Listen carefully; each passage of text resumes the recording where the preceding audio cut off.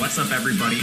We are live with the Awesemo Friday Start Sit Fantasy Football Show. I am your host, Matt Gajewski, and I am here with my good friend, Kyle Dvorchak. You can follow me on Twitter at Matt_Gajewski, and you can follow him at Kyle Tweets here. Our title sponsor today is Yahoo Fantasy. Before we get started, make sure to hit that thumbs up button, subscribe to the channel, and hit that notification bell so you know when this video and all others go live. So we are here. Start, sit decisions.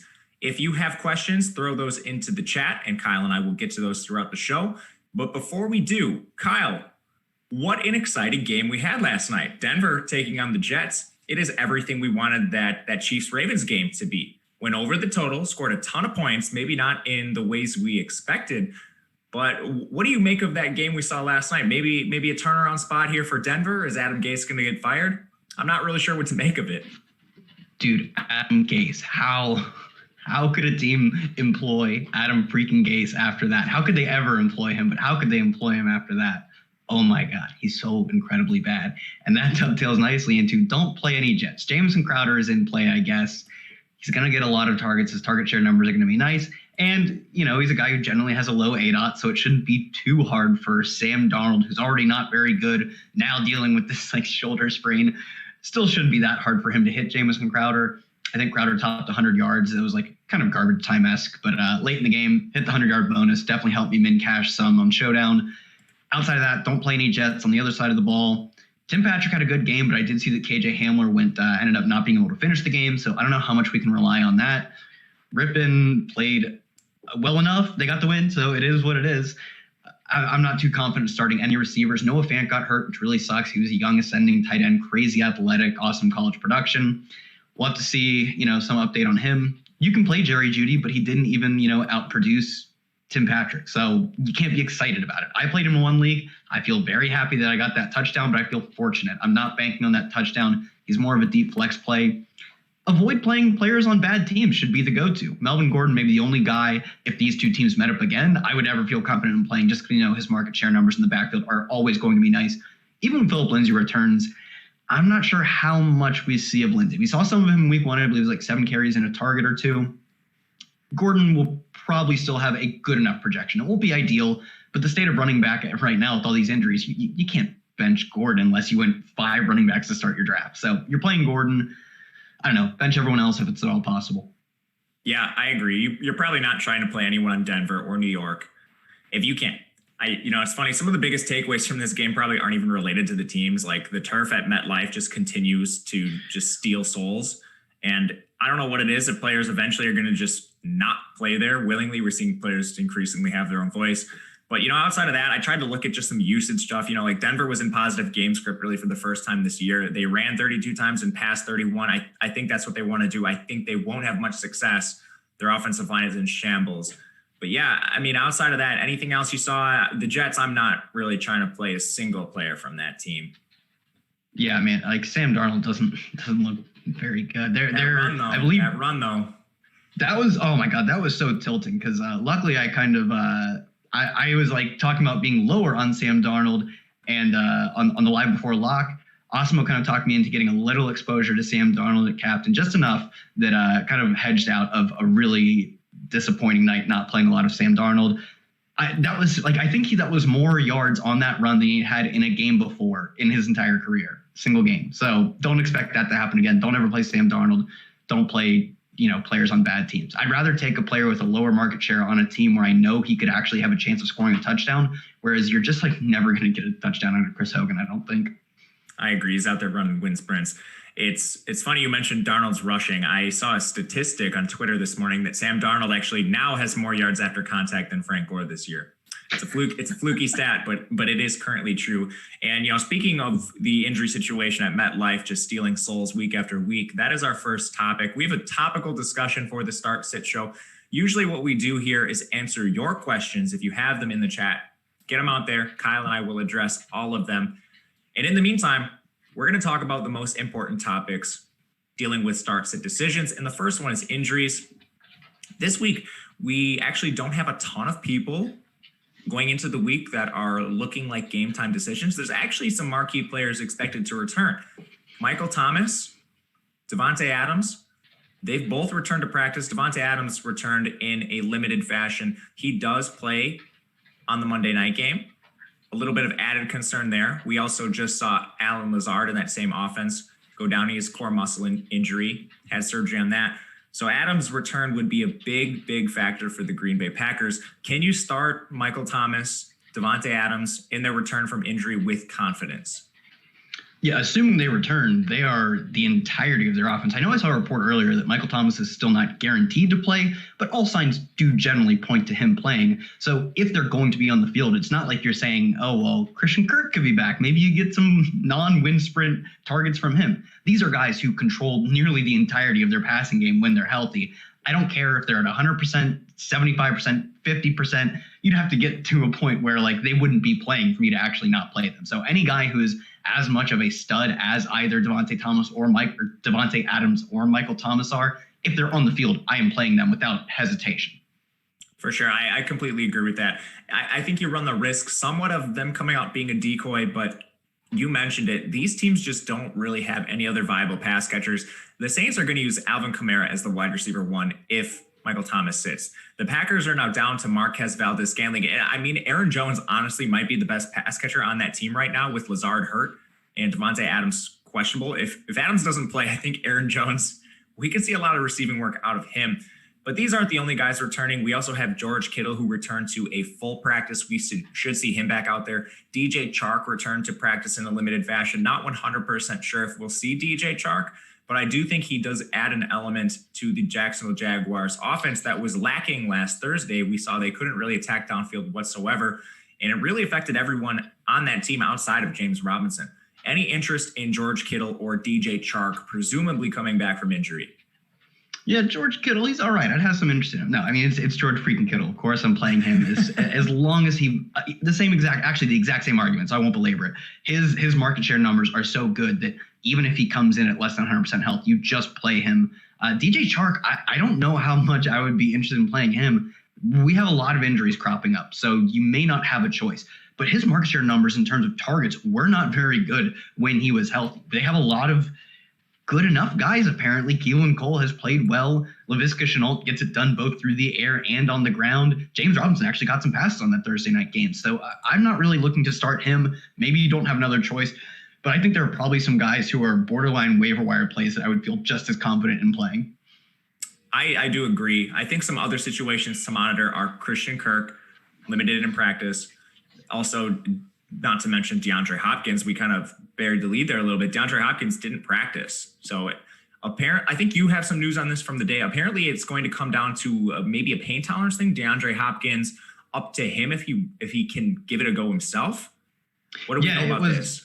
I believe it was the Cardinals GM who said that it's up to Hopkins if he wants to play or not, essentially, and not if he wants to play as much as if he's physically capable of playing. That does make it sound like it's more of a pain tolerance issue, not something that is physically going to prevent him from playing, like, broken bone or, I don't know, a serious, hamstring pull or something. It seems like it's just if he's able to actually get out there and physically play, he should be on the field. Not entirely sure we see him, but I would still say, given how well he's produced, that these do not practices or does not practices throughout the week could be more of a, we don't need him to practice. He's clearly playing as the best receiver in the NFL. If we don't need him to practice, we're going to give him the entire week off, if that's at all possible. With Hopkins' production, it clearly seems as he's not going to miss a beat, even if he misses practices.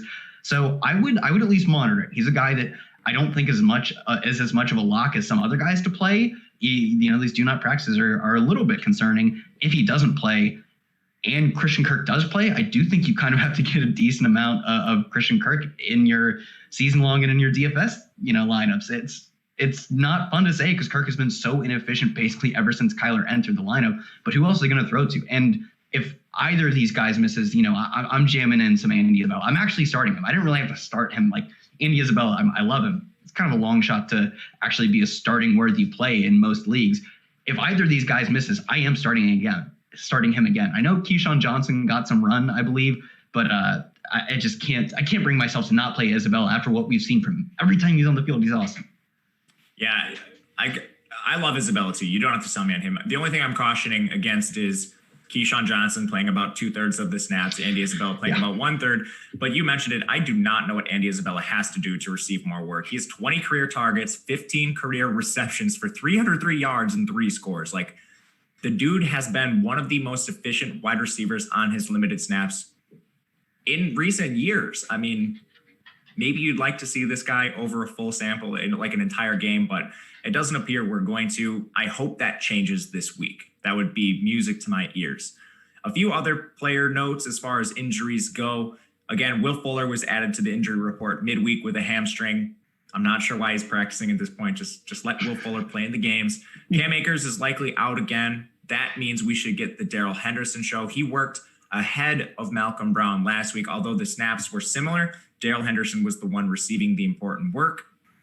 In addition to Chris Godwin, Scotty Miller didn't practice on Thursday. They did not rule him out yet. They already ruled out Chris Godwin and they already ruled out Leonard Fournette, but they're holding out hope for Scotty Miller. His addition would be big for them, but if Scotty Miller misses, I think we're going to see a lot more Justin Watson and potentially 12 personnel sets. So looking at a lot of Gronk, a lot of OJ Howard in that situation. Henry Ruggs likely out. That should just elevate Hunter Renfrow. Mike Williams sidelined at practice, Jared Cook, DNP. Anything standing out to you there?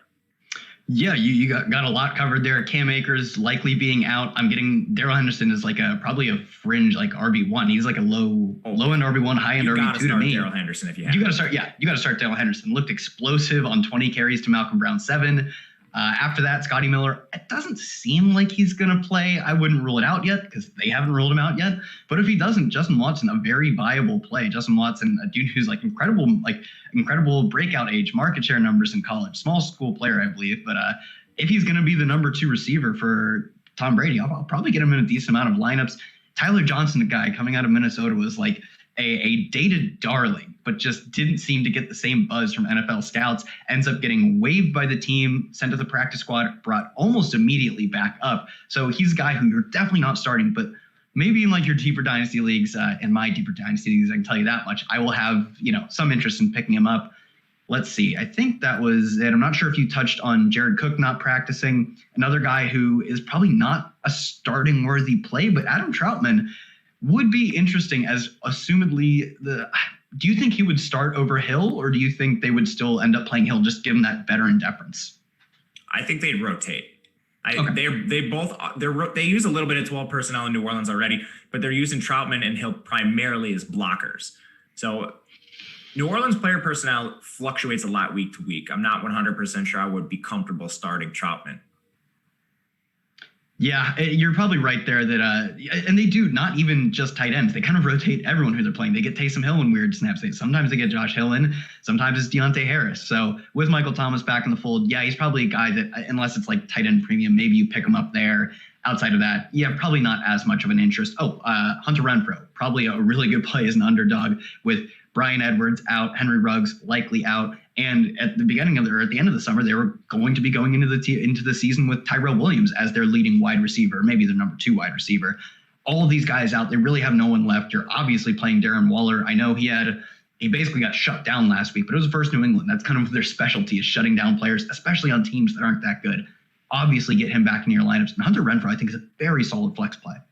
I think teams should just routinely do that with Darren Waller. I don't know why they don't at this point. Oh, yeah. But as far as other injuries go, I think the only other one of significance is the Eagles. And notice we didn't label one player. The entire Eagles pass catching core is hurt. Yesterday at practice, Kyle, they had one receiver practicing. One receiver practice yesterday was Greg Ward. The rest of them did not practice. They're going to have more than that. Of course, they're getting back Quez Watkins, who's coming off the short-term injured reserve. It looks like John Hightower is going to play. So they're going to have more than just Greg Ward on Sunday. But, man, I couldn't believe it when I saw the practice report that they had one receiver practicing. My question with this situation is Greg Ward viable? Yeah, Greg Ward led the team in targets last week. They're probably going to be losing again this week. They've been losing a lot this season. In fact, they haven't really been winning very much at all. No wins on the scoreboard yet. Greg Ward leading the team in targets isn't that bad. And much like, I talked about this earlier, those guys with lower ADOTs, I do think are probably routes that are easier to hit for quarterbacks who might be bad. Carson Wentz maybe is just bad. I don't know. So I would say Greg Ward is a PPR option. He's probably only a PPR option. I don't project the Eagles to be scoring a ton of points. So in non-PPR leagues, there's guys who have more touchdown equity that I'm looking to tap into. But Greg Ward definitely in play. And I think John Hightower, not really in play for season long, but he does have a pretty cheap showdown price.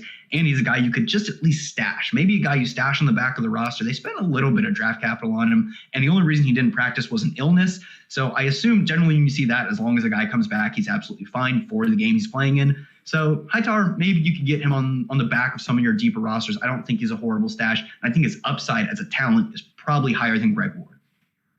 Yeah, I agree for sure. Greg Ward is a former AAF player, so I don't think it takes too much.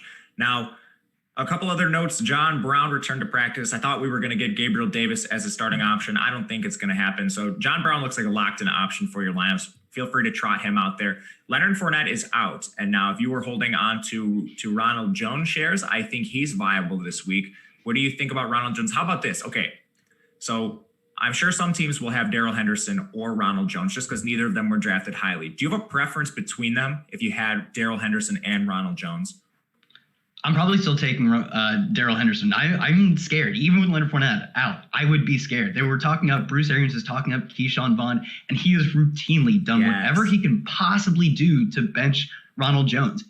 Ronald Jones is a good play this week with Leonard Fournette out, but he is not on the level of a Daryl Henderson. Right now, I'm putting him much more in that high upside but very speculative play. Like Kareem Hunt is that way this week, as is a guy like Antonio Gibson, I would say. Maybe it's not the great matchup, but like Adrian Peterson, all these guys where they need things to break right for them, for things to actually go well. And if things do go well, Adrian Peterson get 25 touches. So could Ronald Jones. And although game script isn't what is going to kill Ronald Jones, most likely, it would just be getting benched, which he is famous for getting benched. So he is a ton of upside, or at least a very high upside in terms of he's a guy who was fairly cheap towards the end of drafting season. You benched him at multiple points. You haven't been playing him. He's on the back end of most rosters. You can put him in and get 25 touches. You can also put him in. He goes out for the first drive, gets 3 carries, fumbles one on the fourth, and doesn't see the field again. So you're probably playing him, but not over some of these other more premium options like a Daryl Henderson. I agree. I think he's a risky flex play, but given the state of running back with McCaffrey, Saquon, a number of other rushers that are out, I think some teams will have to look to Ronald Jones. I would feel okay about it. They're significant favorites in this game. You just hope he doesn't make any of those boneheaded errors to get himself off the field. We have about 50 people watching in the chat. Hit that thumbs up button, guys. It is the best way to support Kyle, myself, and the entire Awesemo team. And if you have start-sit questions, throw those into the chat. As far as all of the questions about Sam Darnold, I think just don't play Sam Darnold. We'll leave it at that. And as we go through our topical sheet here, we're going to talk about some players that are in some tough matchups, some bad matchups on the week, and what we do with them. This actually isn't the worst week for poor matchups. We have 8 games with totals above 50 points. So most of these guys are actually in pretty good spots. With that said, there's a couple players that are locked in starters in tough matchups. One in particular that I've highlighted is the Washington football team going up to the Baltimore Ravens. And we just saw Baltimore waxed by Kansas City, allowing 385 passing yards to Patrick Mahomes. All I'll say on that is that Patrick Mahomes has a tendency to do that. I do not think Dwayne Haskins is capable of that performance against arguably the best defense in football. So we're not starting Haskins for sure, but guys like Terry McLaurin, what are we doing with him? Yeah, so I actually have a handful of rosters where the specific choice I'm facing is Terry McLaurin versus Will Fuller. They're very similar in that they are high upside but low floor. Maybe their floors are low for different reasons. I think I'm taking some of my preferred flex options like Will Fuller over Terry McLaurin. This Dwayne Haskins thing is just not working out. And there have been so many reports, they called a special meeting with Haskins to tell him that he needs to play better. You don't think he knows that he needs to play better? I mean, this Dwayne Haskins experiment is going to end sooner rather than later, and it's going to end with a complete bottoming out if we haven't already seen that. I mean, you're probably playing Terry McLaurin, but if you went receiver heavy in the middle of the rounds, I am in the middle of the single digit rounds, I'm probably looking to bench him. Like Robert Woods and Cooper Kupp, I'm definitely playing over him. I'm playing Will Fuller over him. I have a lot of Adam Thielen. I'm playing Adam Thielen over him. It's tough, but I think you generally, if you have the depth, are trying to get any way off of this Washington football team. Same thing with Logan Thomas. The market share numbers are there. I believe 7, 9, and 8 targets have been his target totals over the season. Dwayne Haskins just can't hit like the broadside of a barn. So if you don't have better options, I guess you're playing Logan Thomas, but he grades as more of a tight end 2 with some upside of efficiency spikes his way, but the floor is just not there for him. I'm taking a lot of guys, your TJ Hawkinsons. I don't know. There's just a lot of guys that I would prefer to play over Logan Thomas. Yeah, me too. I mean, the market share is so good. It's so good. I want to play him so bad. But at this point, he's similar to, your Chris Herndons, Tyler Higbee's put up touchdowns, but Tyler Higbee's seen a much worse opportunity than a guy like Logan Thomas. Gronkowski tier. Yeah, exactly. We have a good question from the chat. It looks like we're picking just one of these 3 players. It is Marquis Brown versus Robbie Anderson versus Sammy Watkins. If it makes a difference, he specifies that Lamar is his QB.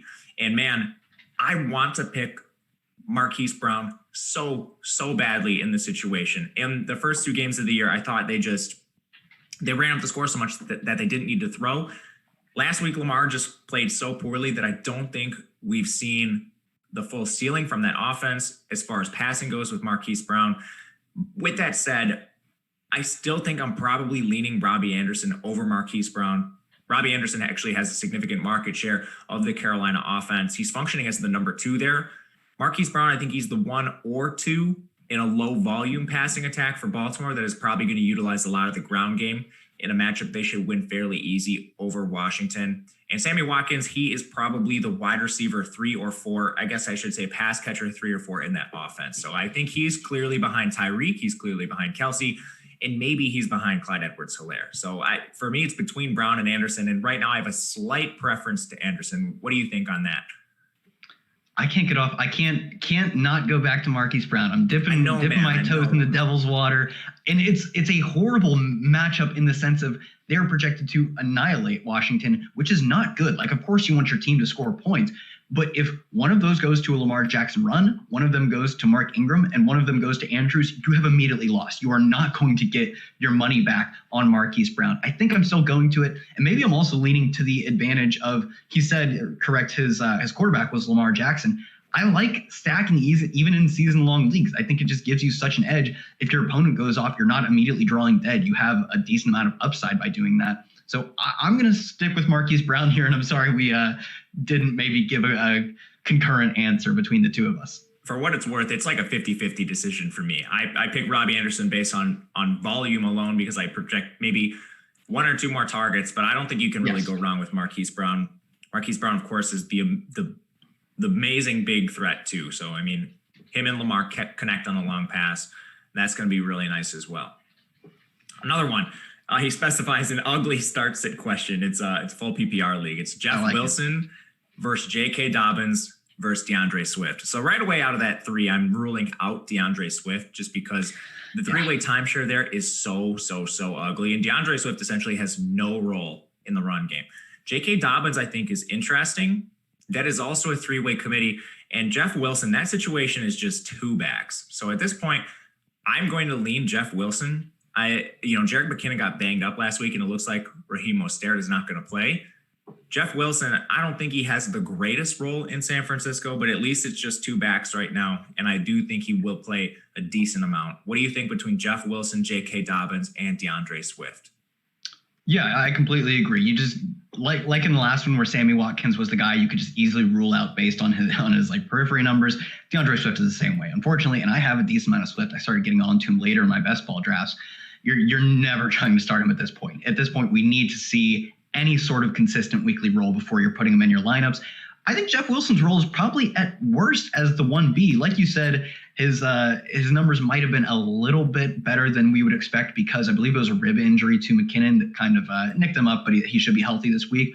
But they're 7.5-point favorites against the Eagles this week. I'm really not concerned with the matchup. I like the game script. They're a team that no matter who they start at running back, they seem to get efficient numbers out of. I think it's possible. We see this sometimes with different coaches is that they might be right, do perceive some of their running backs just to be not capable of handling the full workload. If that described anyone, it would be Jerick McKinnon. I would understand why you would want to limit him to a split of the carries and a lot of the targets. So I'm going to go with Jeff Wilson, and I feel fairly confident in that one. It makes me happy. I'm starting a lot of Jeff Wilson because my high stakes season long team, as you guys in the chat probably have heard by now, got decimated with Saquon. Graveyard out there. Yeah. Oh my goodness. I am starting the worst running back tandem in all of fantasy. And Who is it? It's Myles Gaskin and Jeff Wilson. Oh my God. Those are my top two running backs after just a slew of injuries to me. Anyway, we have another question in the chat. It's about the evolving Cincinnati Bengals wide receiver room.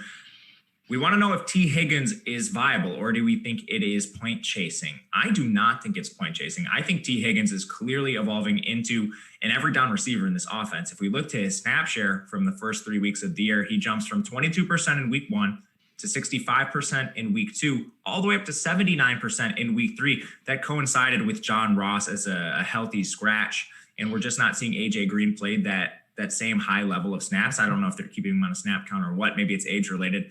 But in that same vein, target counts, 0 in week 1, 6 in week 2, 9 in week 3. Maybe T. Higgins is not the number one receiver in this offense. However, Kyle, how many times is Joe Burrow throwing a game? We're looking at 47 attempts per game, and you could argue that that's because they're losing a lot, and we project them to lose going forward. But even when the game is within one score, they attempt pass on 64% of their plays, which is top 5 in the NFL for one score game. So no, that is just their bread and butter philosophy, is let Joe Burrow air the freaking ball out. Yeah, and they've been throwing the ball 68.9% of the time. That's second in the NFL. Say that this is the product of negative game script.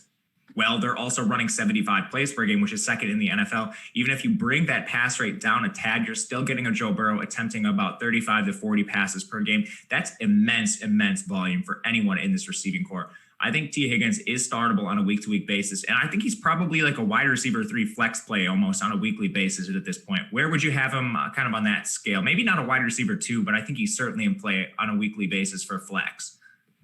Yeah, I would probably put him more in that wide receiver 4 tier, but in most of my leagues, in the leagues that I like the most, it's 2 running backs, 3 receivers, and 1, if not 2. I prefer 2 flexes. I like the leagues that let me start more players. I feel like it lets you know who the better owners are. You can build these deep, talented rosters. So for most leagues I'm playing in, yes, he does actually slot in nicely as my 4th receiver or my 5th, that final flex spot. So yeah, he's definitely in play. And like you said, the numbers just quite haven't been there for A.J. Green. And honestly, at this point, I think we have to just consider that he's just done for. It's just not going to be there. Instead, the number 33 overall pick, T. Higgins, is this team's top outside receiver. So yeah, he's definitely worth considering starting given, what your options happen to be on the week. Yeah, he actually, in a follow-up, he laid it out. He lost Lazard. So he's looking at Higgins. Rip, man, Lazard looked great, but Higgins, I think, is a fine replacement. Our wonderful producer, Jordan, is in our chat, and he has a tough dilemma on his hands. He is debating between the one and only Todd Gurley and Odell Beckham Jr., couple of under producers to start the year. But man, Todd Gurley in particular, his role has just plummeted in Atlanta. He's essentially working in a 1-for-1 timeshare with Brian Hill at this point.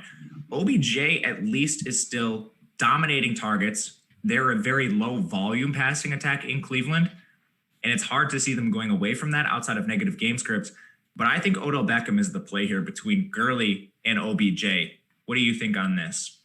Yeah, I'm not super excited about Odell Beckham going forward, but anytime they're going to be underdogs, he's got top 10 target share and air yard share numbers. He's clearly, like you said, he's clearly the guy. It's just they don't want to use him. They don't want to use their passing game at all, not just him. They want to use him. It's just when they pass. As underdogs to Dallas this week, we could actually see them forced into a passing situation. So maybe if they come up as favorites, I'm not sure. Like, they've already played Washington, but I don't know. Who knows? Maybe they play the Jets down the road. I'm not playing any of their receiving game if I believe them to be real favorites. Not the case this week. Odell Beckham's my play here.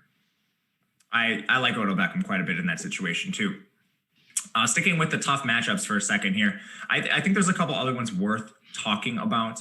One, I think that is kind of, a perceived tough matchup that might not actually be as difficult as people are saying is the Chargers. And we're seeing this across industries. In DFS, the Chargers are all low owned. We're getting a lot of start-sit questions about, like, what do we do with Eckler? What do we do with Keenan Allen? What do we do with Hunter Henry? And I think the easy answer is you just start them. But maybe we can dig into a little bit of the reasons why we're so comfortable still starting those players against a team like Tampa Bay, which has performed very well to start the year. I think first and foremost, play volume. The Chargers are actually third in the NFL in plays right now is a big reason why you can still start them. Volume alone is going to be there for these guys. But maybe you can talk about Herbert a little bit and what he's done for this offense. Yeah, it is a night and day shift going from Tyrod Taylor to Herbert. Back-to-back 300-yard games from Herbert. That is 2 games played and 2 games of 300 yards. Tyrod Taylor, I believe, was nearing 50 games and had 1 game of 300 yards. It is just night and day how much better this offense is going to be with, I'm not sure, maybe Herbert is still going to be erratic at times, be overly aggressive at times, but all in all, that is quite a good thing for fantasy football. I think there's not really like any of the guys you want to be starting on this team that I'm considering benching. If you want to start Keenan Allen, you should be starting Keenan Allen. If you have him on your roster, get him in there. Austin Eckler, just get him in there. We've seen his target numbers come up. I get it. He's going to face some competition from Joshua Kelly, but he's quite a talented player. The target share numbers or the target numbers have come up since that week 1 outing where I believe it was just 1 target.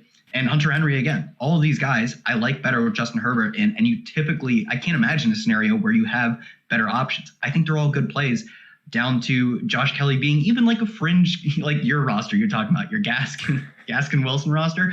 Josh Kelly, if you had him, would be worth considering playing in that scenario. So all of these guys are either absolutely starts or even on the fringe is worth considering.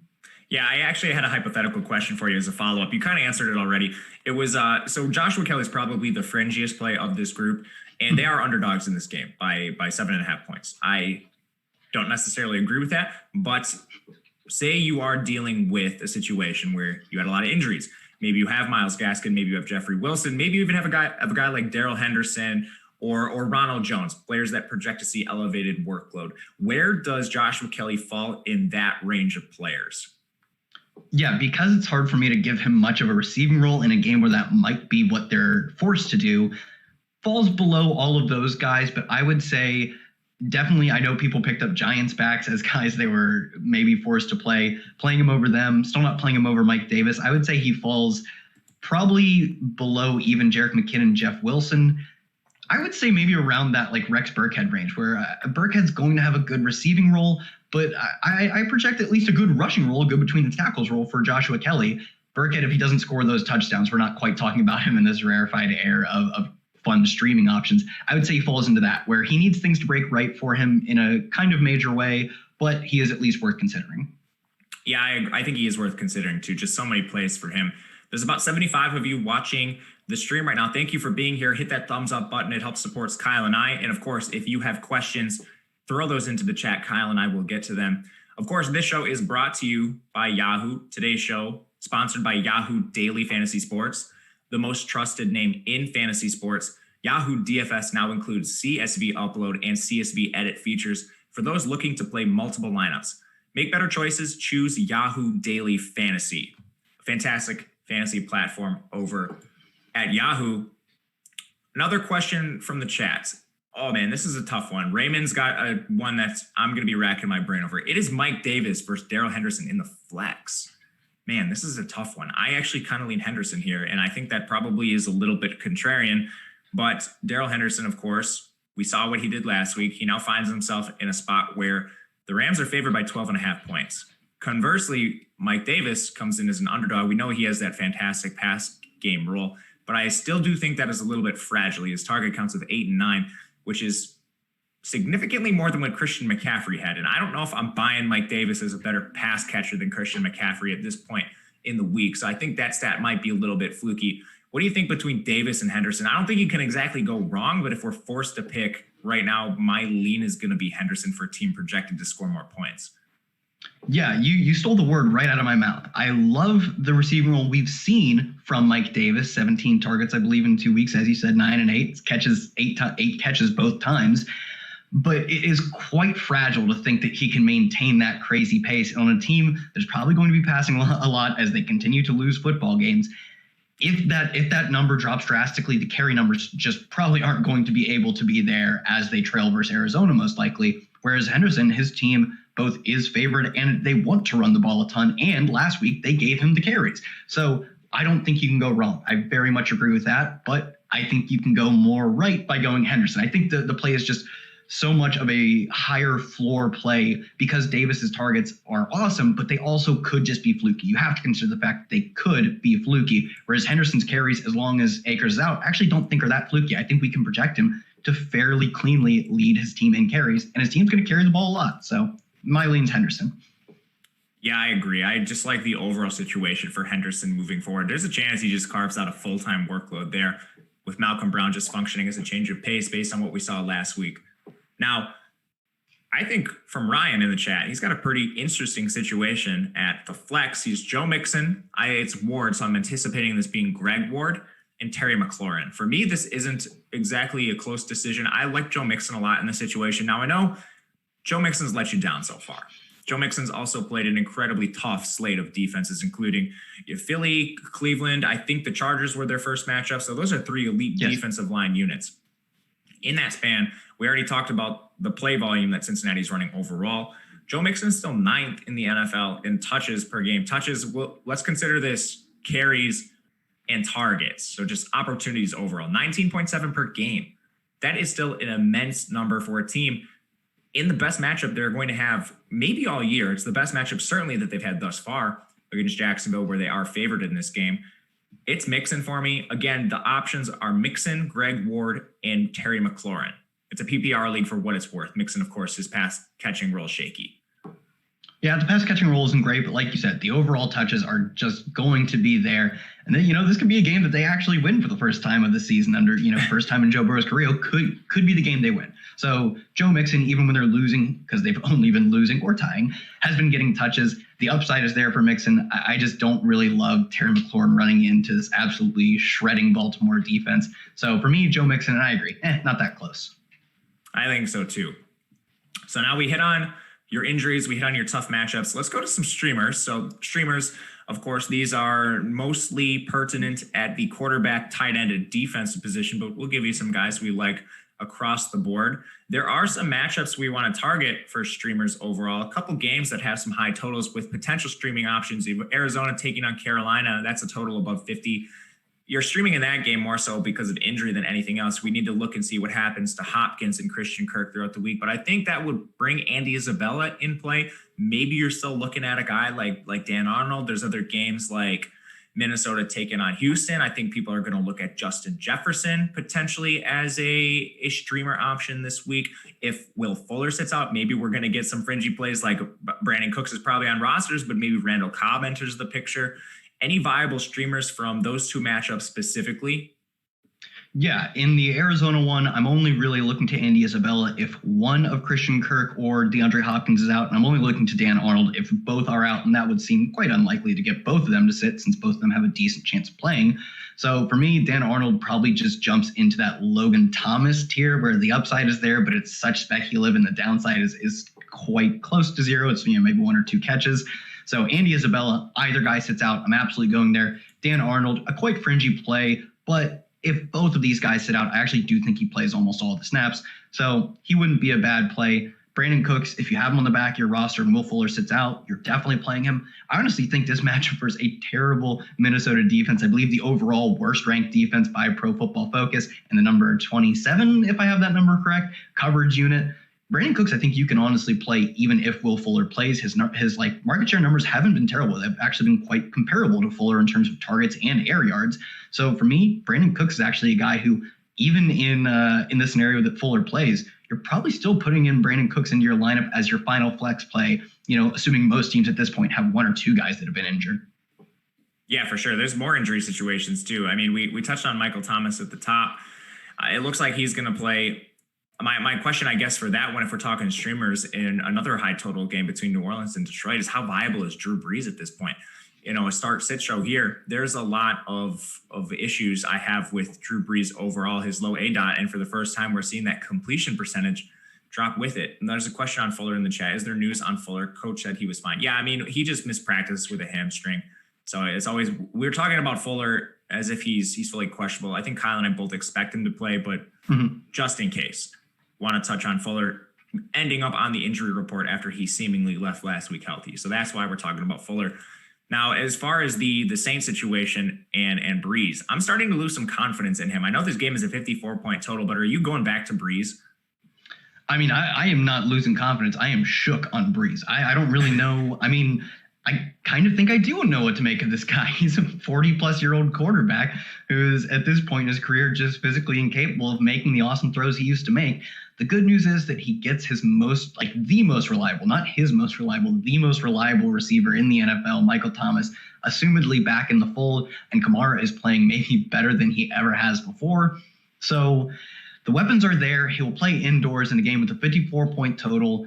Everything's shaping up for a Breeze bounce back spot. I'm not sure if it is a sustained bounce back or if it's more of a dead cat bounce, but I think Breeze, maybe this is the last week you actually get to play him, but you can play him. I have him ranked as like a fringe QB1, more like a high-end QB2, but in most leagues that is certainly fine. It's not detrimental to your lineup to get Breeze in.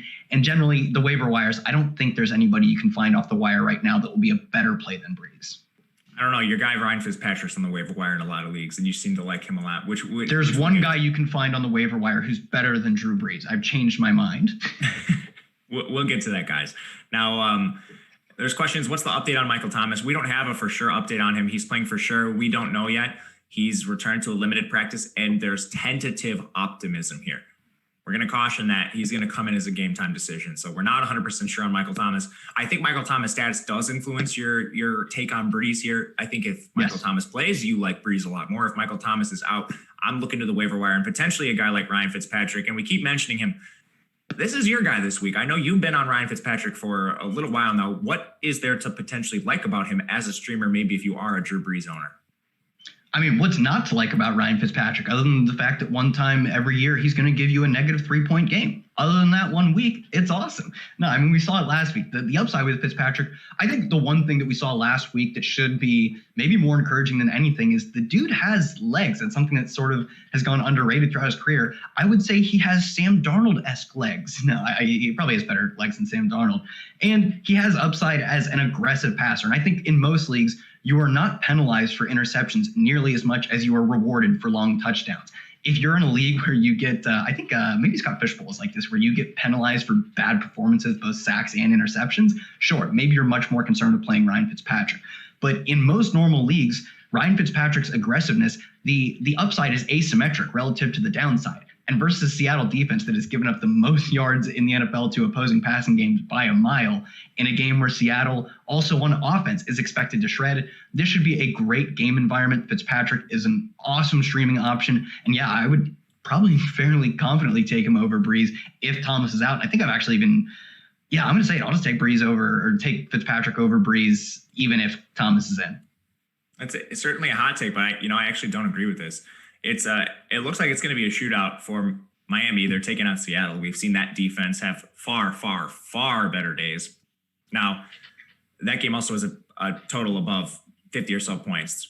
The chat's asking for some updates on Julio. The latest report coming out from Ian Rappaport suggests that he will play. And the quote is that he's trending in the right direction. He's still limited in practice. And there's, even with him playing, concerns about his viability overall. How healthy is he? Is he actually going to play a full complement of snaps? So those are real concerns at this point for Julio Jones. And it's an even bigger concern because Calvin Ridley's missed some practice time this week. Russell Gage had a concussion. So this Atlanta team is very, very banged up. Is there any consideration to potentially, sitting Julio Jones? Yeah, I would say Julio Jones is on the Monday night game, correct? I would say if you have Julio Jones, because it's not 100%, keep tabs on a guy like Olamide Zaccheaus. Olamide Zaccheaus, is that how you say that? It seems like maybe he would step into a role, but no, much like we talked about with Michael Thomas, Devontae Adams, assuming these guys play, they are just too good not to get into your lineup. There are lesser players that maybe if you're telling me they play at under 100%, I'm actually considering benching them, like Christian Kirk, even if he does play, honestly, I'm not playing him. But let's say Christian Kirk came in and you had to consider playing him. If he was any reason to believe he'd be less than 100%, I would not be playing him. That's not the case for Julio Jones. I'm going to play Julio Jones as long as he is playing. Yeah, the positive with that game on Monday night is you have a lot of guys on the waiver wire because of injuries. Like Lazard's gone. You could probably get Valdez-Scantling there too. There will be options on the waiver wire if you want to ride Julio Jones and then he's inactive for some reason, unless you're in a crazy deep league. You're probably going to be able to get a reasonable replacement there. So I would try to ride Julio if possible. Big D in the chat, what is Kamara's projected ownership this weekend? Well, let me tell you, my friend, I do not have those numbers in front of me. We have a ton of free stuff at Awesemo right now. And actually today, you can take a look at that ownership on Kamara and all other players in the NFL. That is one of our free tools today, along with NBA player projections. There's a lot going on here. We also have MLB top pitchers. All of that is free today, just for the free content alone.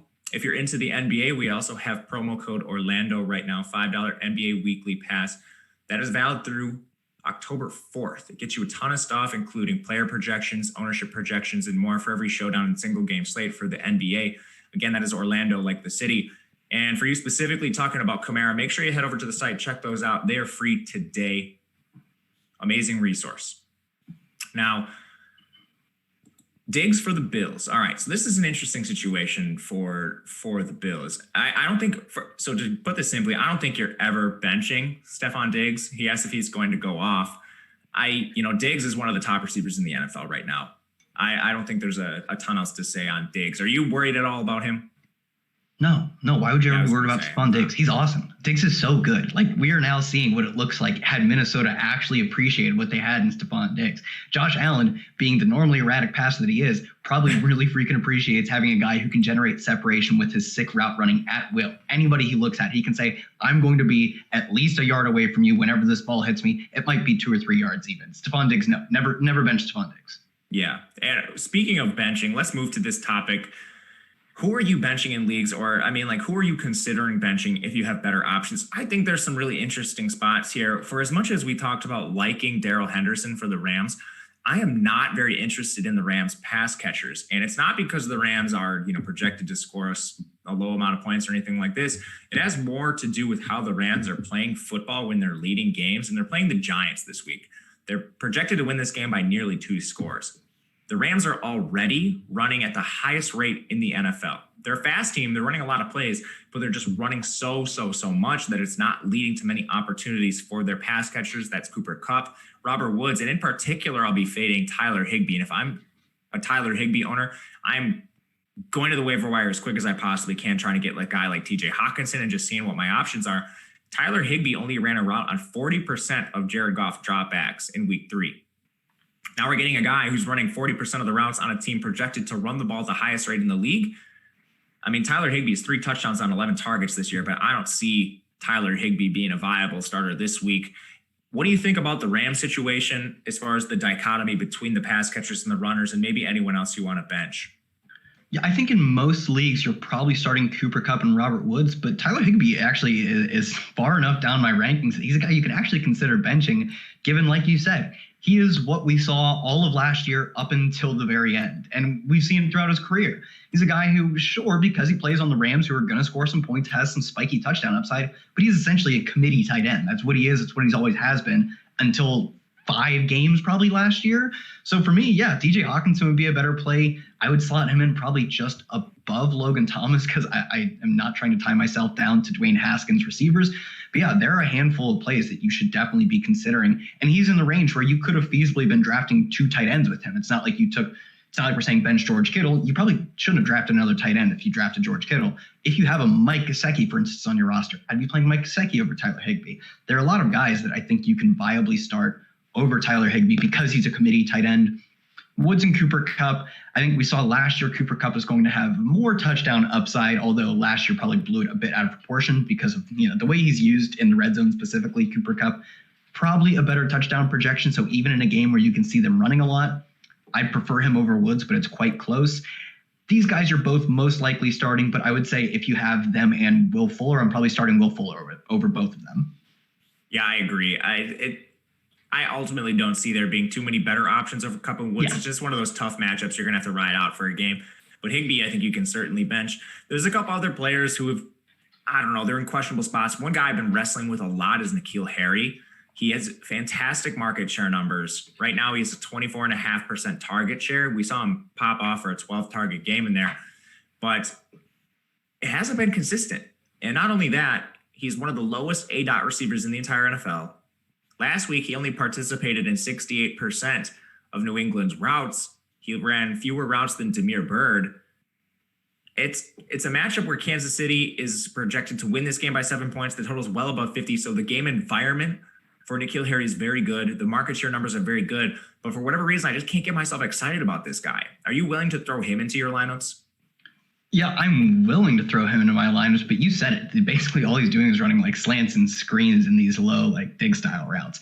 I'm just not awfully interested in that guy in the context of an offense that is probably going to have a lot of their overall plays and some touchdowns vultured by Cam Newton and the other running backs, but Cam Newton specifically.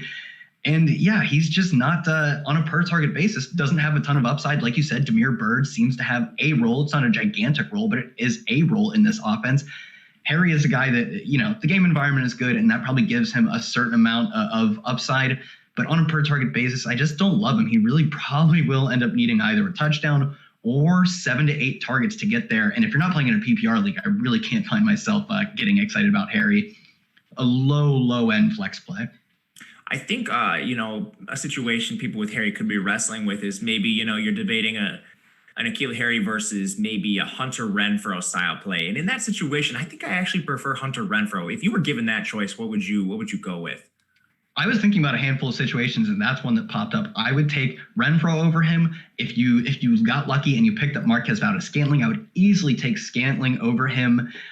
What else do we have? I think a guy he falls more into that Scotty Miller tier where, sure, I get why you would play him, but it's more of a fringy play, assuming Scotty Miller does play. I'm not sure we see that, but assuming Scotty Miller does play, he kind of falls into that tier where I understand it, but I'm not too excited to do it myself. Scotty Miller better not play because I need to start Justin Watson on my high stakes team. Yes. Not looking good there. But guys, we have a little bit of time left. We're going to move over to bold calls. But if you have last second start sit decisions, there's about 100 of you in here. First of all, hit that thumbs up button. Is the best way to support Kyle, myself, and the Awesemo team. But if you have questions, throw those in. We will get to those before the end of the show. As far as some bold calls, for a start sit show, I think this is more just going to be giving confidence to players if you have them. One I actually kind of like this week is the Chicago Bears going up against Indianapolis, who have played, my goodness, arguably the easiest out of opponents in the NFL. And, Nick Foles coming over to that offense, I don't think they're going to be night and day as far as efficiency goes, but I certainly think Nick Foles is the more efficient passer between Trubisky and Foles. Now, this probably affects more of the other players in your lineups, like Allen Robinson. I think Allen Robinson is confidently a wide receiver one, and I don't think you're ever benching him. Players like David Montgomery are more on the fringes, with Tariq Cohen also going down with an injury. I think David Montgomery now should confidently enter your lineup. So, my bold call this week was that Allen Robinson is wide receiver one on the week. As far as the start sit decisions, don't overthink these Chicago Bears. It's still not the worst environment. Indianapolis hasn't played any good teams. Allen Robinson's target volume is among the most secure in the NFL, and David Montgomery should start seeing some of the best volume as well at the running back position. Any bold calls for you? Yeah, I'll give you one. We've talked about him a lot, but let's plant our flag here. Daryl Henderson, over 25 touches, over 100 yards, and scores at least once. RB1, I don't know about overall, but an RB1 on the week, and a guy you should not in any situation consider benching. I love Daryl Henderson. That's a fantastic call. I actually have a question for you before we head out of here. A team we haven't really talked about. We talked a lot about the Ram side of this game, but if you are a New York Giants owner, say you probably not Daniel Jones, but say you're an owner of Golden Tate, Evan Ingram, Darius Slayton, what are you doing with some of these players? Like Evan Ingram in particular was drafted oftentimes inside the top 7 rounds. Yeah, there are some options you can consider over Ingram. If Gajewski or Hawkinson are available, not even available, but if you drafted them, dude, I'm not looking to tie myself to guys getting targets from Daniel Jones. He's looked quite erratic, and he's a bit aggressive, but also his aggressiveness is really going to be focusing, like that improves the outlook, or at least gives you an upside to Darius Slayton. It doesn't really help like a pseudo slot receiver like Evan Ingram, in my opinion. So I would take Gajewski and Hawkinson over him. I think those are two easy ones. Noah Fant already played, but he would have been a guy, unfortunately gets hurt, would have still taken him over Evan Ingram. Ingram slots in as more of a fringe tight end one guy, despite the fact that you essentially had to draft him as a top half, probably around that 6-7 range. He's definitely not that anymore. I don't think you can say that. Darius Slayton, I think he's a fringe flex play because he does have a ton of upside and his team should be trailing. I'm not starting much, if any, Golden Tate. I can't imagine a league where I have to start Golden Tate. He's going to see some targets, but you said it. I don't think it's going to be very efficient. A couple questions. I missed one. Someone asked about Austin Hooper's viability. Austin Hooper has been really tough this year. There's some positives to like about the Cleveland situation this week. They're playing in a game with a high total. We haven't touched on this game a ton, but Cleveland, they're coming in as about 5-point underdogs, depending on the book you're looking at, versus Dallas in a game totaled for around 55 points. So just glancing at the game, it appears that Cleveland is in arguably the best spot of the entire year for their passing game going against this Dallas secondary that hasn't stopped anybody. Now, as far as Austin Hooper goes, he's seen target counts of 2, 4, 4. That's just 10 total targets through 3 games. If you have Austin Hooper, I am certainly trying to get a lot of the tight ends we've mentioned, trying to get Hawkinson, trying to get Mike Gesicki. If you're heading to the waiver wire, there's maybe some players you could look to there. What are you thinking about Hooper? Yeah, I would still take Evan Ingram over. I honestly, I would take Logan Thomas over him. I would think like he falls into this, like maybe he's better than Dan Arnold. He's like Jimmy Graham is in that same range. I think I would even take Higbee over him because the touchdown upside seems so much better, even though, Higbee's not playing a great role. His offense does put up points. So for me, Hooper is a fringe roster-worthy player. He's not even a fringe, starting roster-worthy player. I'm easily taking Logan Thomas over him. Yeah, I think Hooper is a guy that one more performance like this and you can just cut him. Would you take him over Higbee? I honestly wouldn't even, and it's not that close. I don't like Higbee. I just really don't like Hooper. He has fewer targets than Higbee, so I would think I would make that call. What about a guy like Robert Tonyan? Tonyan versus Hooper. Yeah, this Allen Lazard injury, actually, I'm taking Tonyan too. Yeah, Austin Hooper, frankly, if I'm saying you can take all these guys over him, you can probably just cut Austin Hooper. Tonyan's available in probably almost every league. Unless you're in a super deep league, don't play Austin Hooper. You don't even have to roster him if you don't feel like it. Yeah, Hooper is you can probably drop him comfortably right now. There's a question in the chat. It is Kenny Golladay versus Odell Beckham Jr. And it seems like the chat is preferring Golladay pretty closely. I actually think this is a tougher decision maybe than some people are indicating. Do you have a lean between Golladay and Odell Beckham at first glance? Yeah, I'll still give the lean to Golladay, but if the chat is super confident in that, I can't say I am. This is the perfect spot for Odell Beckham. I just think that Kenny Golladay we've seen, what have you done for me lately? We have a year and a handful of weeks of sample of Odell Beckham really not playing particularly well in this Browns offense. Even Odell Beckham doesn't think you should start Odell Beckham. He said before last week he doesn't think he's a guy you want to play in fantasy. Kenny Golladay, on the other hand, he does face a difficult matchup of the corners for the Saints, but it's a game with a similarly great game environment, and it's a team that actually does, in some sense, sometimes care about throwing the football, whereas the Browns, if they're playing even modestly competitive, are probably not going to be throwing a ton. So I'll give the lean to Golladay, but it's not a chasm between the two. That's my lean too. I do prefer Golladay, but I think it's closer than the chat indicates at this point. Another one, someone dropped Mark Ingram in a league. Someone's thinking about using a waiver bid to grab him. I think you should certainly pick up Mark Ingram. He specifies he already has Jonathan Taylor, James Conner, and Kareem Hunt. I mean, Mark Ingram is a running back for one of the most explosive offenses in all of the NFL. So even if you don't start him, I mean, throw him on your bench, see what happens. That's a 3-man backfield right now, but that doesn't mean it's going to be going forward. And we want pieces of that Ravens backfield if it were to narrow. Thoughts on Ingram?